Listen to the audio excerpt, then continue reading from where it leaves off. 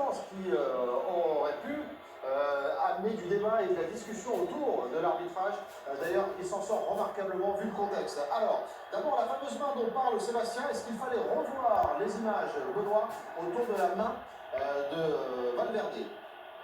Moi, je trouve que c'est incompréhensible qu'on ne puisse pas revoir les images et ensuite on juge s'il y a pénalty ou non. Là, en plus, la main, elle n'est pas au sol, donc elle est vraiment en l'air. Si jamais il y a un coéquipier de Rafinha au second poteau, c'est but. Donc pour moi, ça valait quand même le coup effectivement de regarder la VAR sur cette action qui est très litigieuse du Real Madrid. Et ensuite, durant le match, je pense qu'il y a quand même aussi quelques joueurs du Real Madrid qui auraient mérité aussi un carton jaune. On va y revenir, effectivement.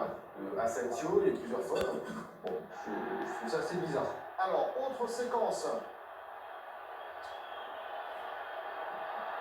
Dave, un mot sur cette première séquence-là. Est-ce qu'il fallait revoir éventuellement pour juger d'un penalty ou pas rapidement? Non, je suis très étonné qu'il n'ait pas été appelé. Là, le Real s'en sort très bien. Bon, après, voilà, c'est une interprétation, mais disons que le Real, franchement, ne peut pas se plaindre après ça, c'est pas possible.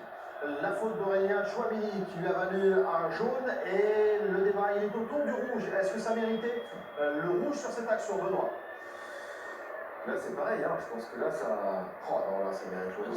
C'est rouge. En vrai, c'est rouge parce que les deux pieds, les deux jambes sont décollées. Là, je vois pas comment il peut ne pas mettre carton rouge. Mais on a l'impression que l'arbitre fait attention. On a l'impression que 2-3 fois, il y a des joueurs du Real Madrid qui sont quand même assez rentrés dedans sur les joueurs du Barça où ça méritait des cartons. Non, là, c'est carton rouge. Mais la vérité, Benoît.